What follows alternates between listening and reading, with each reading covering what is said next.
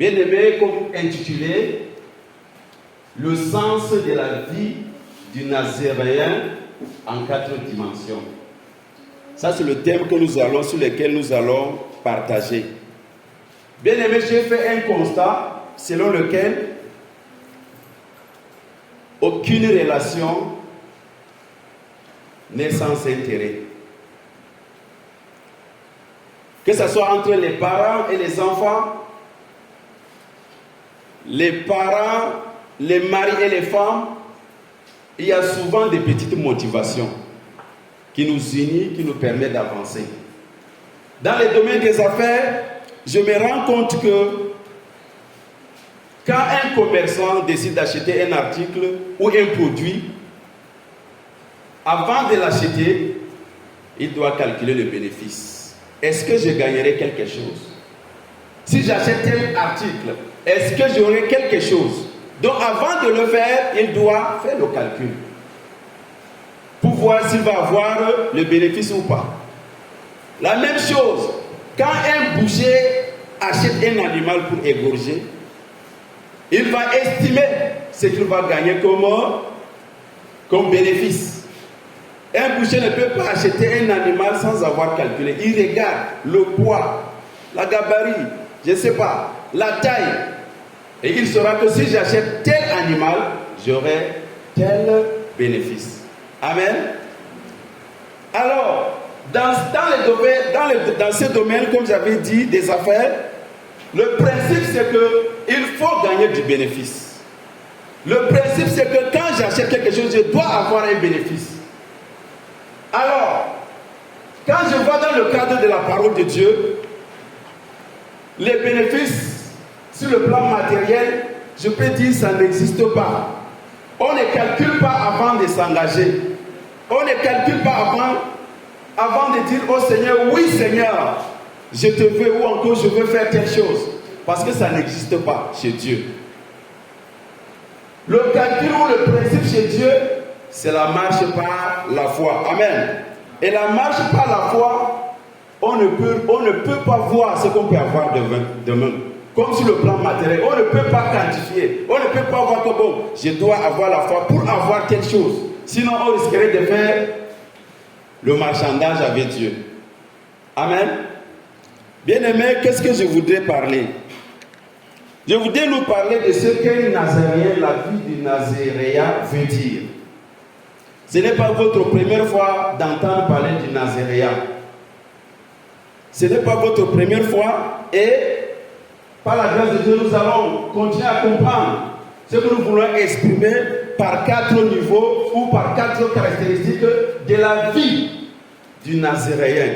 Et tu vas voir à la fin, est-ce que moi, en tant qu'enfant de Dieu, je suis de quel côté? Est-ce que je suis un Nazaréen? Qu'est-ce que je suis appelé à faire? Quel est ce que Dieu me donne comme mission, comme œuvre à accomplir en tant que Nazaréen?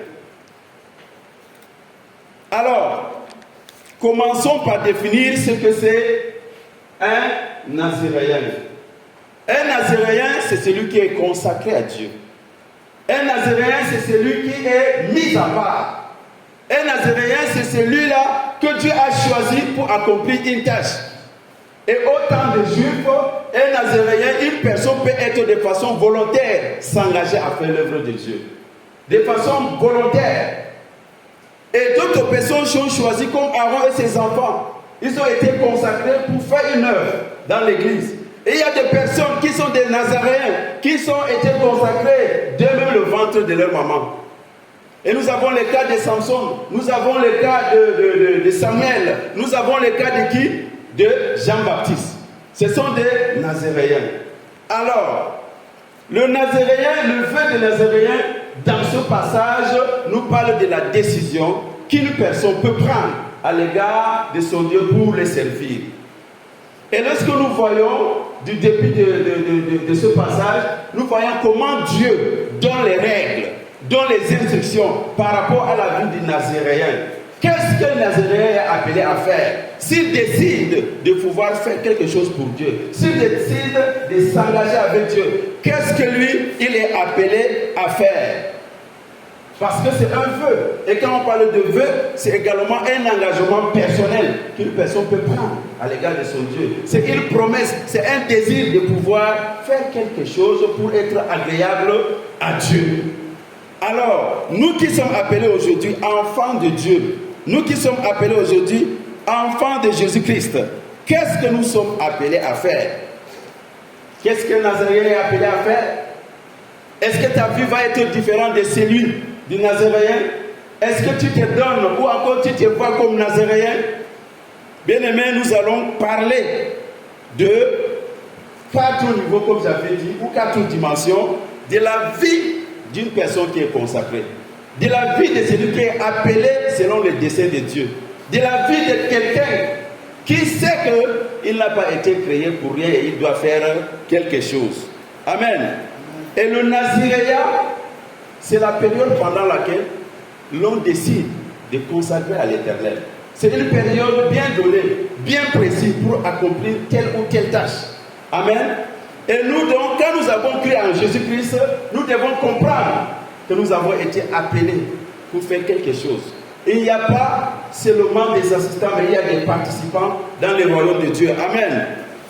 Et en tant que tel, nous allons donc parler de du premier niveau, de la première dimension de la vie du Naziréen. Bien sûr, il faut que j'établisse encore la différence entre un Naziréen et un Nazaréen. Amen. Un Naziréen, comme j'avais dit, c'est celui qui est consacré, mis à part pour faire l'œuvre de Dieu, pour accomplir quelque chose. Un Nazaréen, c'est celui qui vient de Nazareth, n'est-ce pas? Comme Jésus-Christ. Donc on ne doit pas confondre les deux. Alors le premier niveau, en tant qu'enfant de Dieu, en tant qu'appelé de Dieu, ce que Dieu recommande à Moïse, à dire à son peuple. Si quelqu'un veut accomplir ce vœu de Nazaréen, il doit faire, première chose, quoi? La privation. La privation de tout ce qui me semble procurer du plaisir ou du bien. Là, c'est le premier niveau. Donc, c'est la privation, c'est l'abstinence de tout ce qui me semble bon, de tout ce que je vois comme plaisir, de tout ce que je vois comme jouissance. C'est une vie de privation. Pourquoi? Parce que quand on accepte déjà, même dans les relations contractuelles, quand on dit que oui, je m'engage avec elle, c'est d'abord l'accord de volonté entre deux personnes. Et dès qu'il y a déjà accord de volonté, il y a la notion de l'obligation qui entre. Lorsque nous acceptons Jésus-Christ comme notre Seigneur et Sauveur, il y a des exigences. Il y a la marche qu'un enfant de Dieu doit faire en tant que mise à part, en tant qu'élu de Dieu, en tant qu'appelé de Dieu. Alors la première chose, nous avons parlé de quoi? De la privation de tout ce qui me semble procurer du plaisir ou de la jouissance. Alors, Dieu était donc en train de dire à Moïse que voilà, qu'un Nazaréen, que ce soit femme ou homme, voilà ce qu'il est appelé à faire. Il doit s'abstenir de tout. Le vin, on a cité du verset 3 à 5, on a parlé du vin, des liqueurs fortes, on a parlé du vinaigre avec du vin ou avec liqueur forte. On a parlé de breuvage, des raisins frais ou secs. On a parlé encore de tout ce qui provient de la vie. On a encore ajouté qu'un Nazaréen ne doit pas, n'est-ce pas, se faire un rasoir ne peut pas se faire passer sur sa tête. Pourquoi? Parce que les cheveux, c'est aussi une marque de l'autorité. Les cheveux symbolisent le choix de Dieu, la marque de Dieu sur la personne. C'est la marque de distinction que la personne ne doit pas raser sa tête. Amen. Bien-aimés dans le Seigneur, lorsque nous voyons donc l'exigence de Dieu par rapport à notre vie, on se rend compte qu'en tant que chrétien, on n'est pas libre comme ceux du monde. Et la liberté n'est pas négative ici. Parce que le but de Dieu, c'est qu'on se ressemble à son image. C'est de nous amener à refléter son image. C'est de nous amener à voir son modèle. Ce n'est pas le modèle du monde. C'est pourquoi quand on accepte de façon volontaire, pas d'obligation, le Seigneur a son plan. Le Seigneur a sa façon de nous façonner pour que nous puissions devenir des personnes que lui, il souhaite que nous devenions. Amen. Bien aimé, la vie du Nazaréen, comme nous avons dit, il y a des choses, des exigences. Et nous avons commencé par cette première exigence pour nous faire comprendre que quand nous sommes enfants de Dieu, nous ne sommes pas appelés à faire tout ce qui nous passe à l'esprit. Parce que nous vivons dans un monde et nous ne devons pas vivre comme le monde. Nous vivons dans un monde qui présente des produits, qui présente des choses et qui fait parfois chercher à nous mélanger avec ce monde. Et c'est pourquoi le Seigneur attire votre attention sur ce que n'accepte pas que le rasoir passe sur ta tête. Amen. N'accepte pas que le rasoir passe sur ta tête. Le rasoir, c'est quoi? C'est tout ce qui peut te bloquer d'avancer avec Dieu. Amen. Nous voyons le cas de Dalila. Comme nous connaissons bien l'histoire avec Samson. Samson avait la consécration de Dieu. Il était mis à part. Mais il a accepté que quoi? Que le rasoir passe sur sa tête. Et c'est devenu un blocage. Il est tombé à cause de cela. Il a oublié son identité. Il a oublié son statut. Et nous également, nous devons faire très attention avec nos vies, avec le fait que nous sommes appelés enfants de Dieu, mais nous ne sommes pas appelés à faire des choses qui plaisent au monde, des choses qui nous plaisent même quand cela n'entre pas dans le plaisir ou dans le domaine de Dieu. Amen. Les autres ont eu des problèmes avec les parents parce qu'ils ont refusé à s'attacher à d'autres dieux. Les autres ont eu des problèmes à cause de certains rites que les parents ont voulu imposer. Parce que quoi? Parce que dans la tradition, il y en avait ça. Et les ancêtres ont suivi. Et les gens ont suivi cela. C'est pourquoi vous, en tant que petit-fils ou en tant que fils, vous êtes appelés à vous attacher à cela. Alors, quand on est appelé enfant de Dieu, nous devons être sages avec tout ce qui relève de la tradition, tout ce qui semble être mortel, tout ce qui est mort. La mort, c'est quelque chose qui n'a pas de vie. Est-ce que tu dois t'attacher à quelque chose qui n'a pas de vie? Enfant de Dieu, je ne suis pas appelé à être attaché à quelque chose qui n'a pas de vie. Parce que si je m'attache, je risque de compromettre. Je risque de me séparer avec mon frère Dieu. C'est pourquoi il nous interpelle en tant que Naziréens de pouvoir nous séparer du monde. Qu'est-ce que le monde te propose? Qu'est-ce que la famille te propose? Qu'est-ce que le frère te propose? Qu'est-ce que la sœur te propose? Est-ce que cela entre dans le cadre de Dieu? Si cela n'entre pas, si cela ne t'aide pas à avancer avec le Seigneur, c'est mieux de dire que je ne peux pas avancer ainsi, ou je ne peux pas faire telle chose. La même chose dans les relations.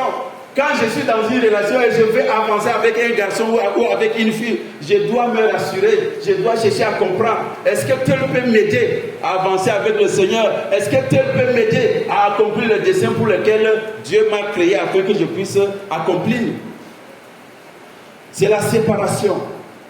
La vie des chrétiens, c'est une vie de séparation avec le monde. Toutes les fois qu'on constate des choses dans notre vie, nous sommes appelés à nous séparer avec ces choses. Il faut se séparer.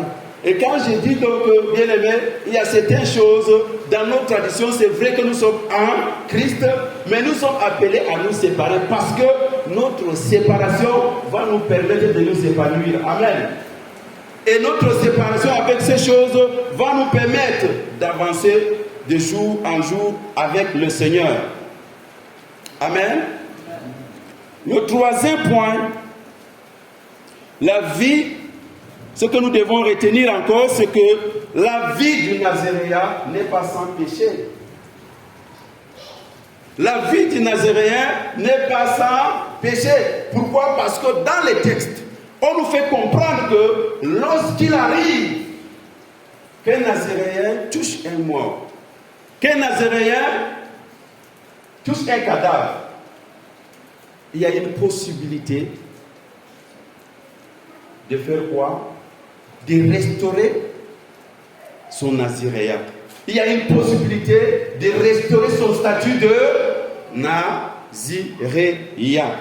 Parce que quoi? On dit que lorsqu'il touche, une semaine après, il va se laver, il va voir le sacrificateur, et quand il va rencontrer le sacrificateur avec les animaux, il va se raser la tête et puis il va recommencer son Nazaréen. Cela voudrait donc dire quoi, bien-aimé? En tant qu'enfant de Dieu, en tant que mis à part de Dieu, nous sommes dans le monde. Nous ne sommes pas encore arrivés à un statut parfait. Pendant que nous sommes sur la terre, nous trébuchons. Tout le temps, nous tombons. Mais lorsque nous tombons, le Seigneur nous interpelle à renouveler notre Nazaréen. Amen. À renouveler notre communion avec lui. Lorsque nous tombons, nous sommes appelés à nous relever. Parce qu'il y a encore le plan de la restauration pour les enfants de Dieu. Amen. Mais pour les enfants du monde, il n'y a pas la restauration. Parce qu'ils ne sont pas dans le programme. Pourquoi je dis cela? Parce que les enfants de Dieu, ceux qui ont accepté de suivre le diable, ceux qui ont refusé Dieu dans leur vie, le Seigneur n'a pas leur temps. Parce qu'ils ont déjà opté le choix. Mais le Seigneur tient compte de tous ceux qui font partie de sa bergerie. Et quand il tient compte de tous ceux qui font partie de sa bergerie, comme nous avions dit, il y a des conduites et il y a une grâce qui les suivent. Il s'agit de la grâce spéciale. La grâce spéciale nous amène à revenir à nos erreurs, à reconnaître nos erreurs, à admettre qu'à tel point nous avions péché, à tel point je suis tombé. Alors Seigneur, j'ai besoin de te renouveler. J'ai besoin de marcher avec toi. J'ai besoin encore d'une nouvelle grâce pour avancer avec toi. C'est pourquoi quelqu'un a dit qu'une vie chrétienne victorieuse est une vie qui est faite d'une série de recommencements ou encore d'une série de renouvellements. Bien aimé, notre vie est une vie de la sanctification progressive. Nous nous sanctifions pour refléter l'image de Dieu. Cela ne veut pas dire qu'en tant que chrétien, on doit, comme la grâce existe, je n'ai plus de problème, ou je ne dois plus regarder à ma vie. Non. La vie du Nazaréen n'est pas sans péché. C'est une vie de réexamen de soi-même. Je dois me réexaminer. Je dois voir, comme la Bible le dit, essayez de vous examiner si vous êtes encore dans la foi. Notre vie, nous avons cru, mais nous avons besoin de revoir. Est-ce que tel aspect de ma vie est encore arrangé? Est-ce que tel aspect de ma vie doit encore être...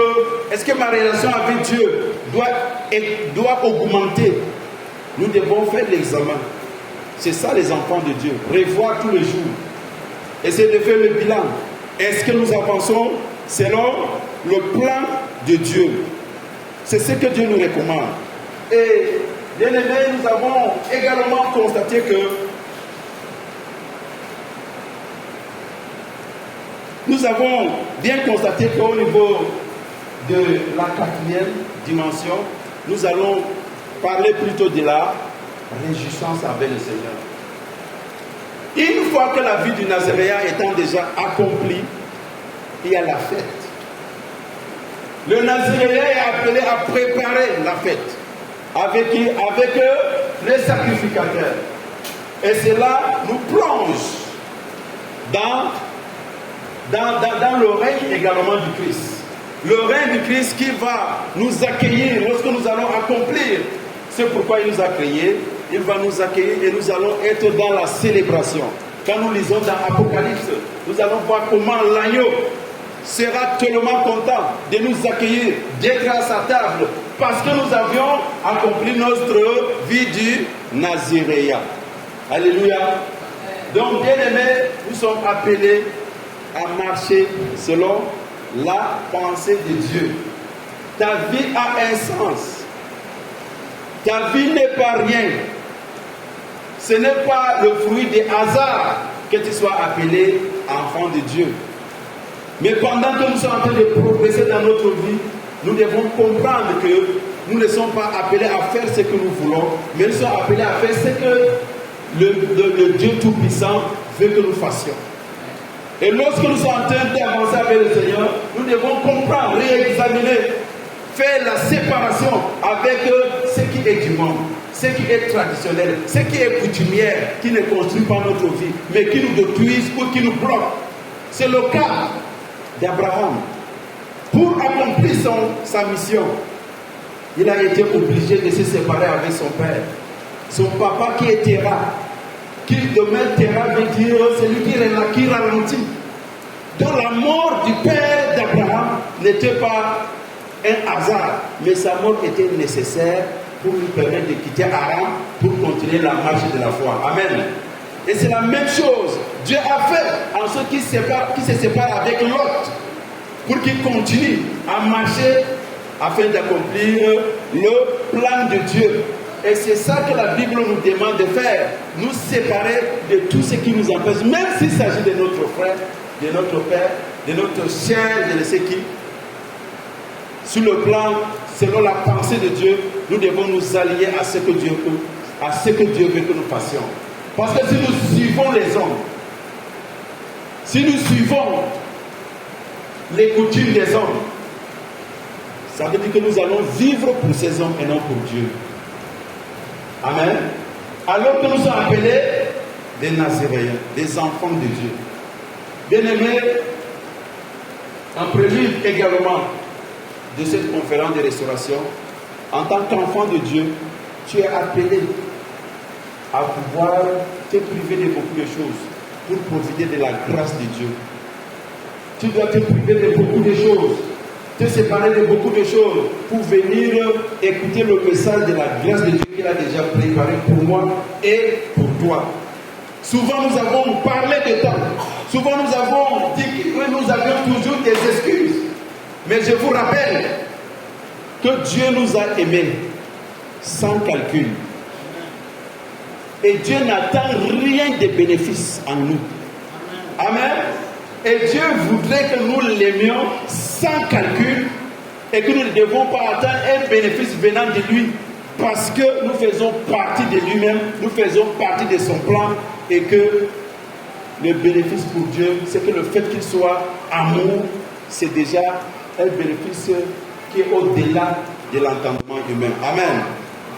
Que Dieu nous amène à comprendre notre position en tant que Nazaréens dans notre société, dans notre famille, dans notre communauté, dans nos lieux de service, dans nos activités, au nom glorieux de Jésus-Christ. Amen. Amen.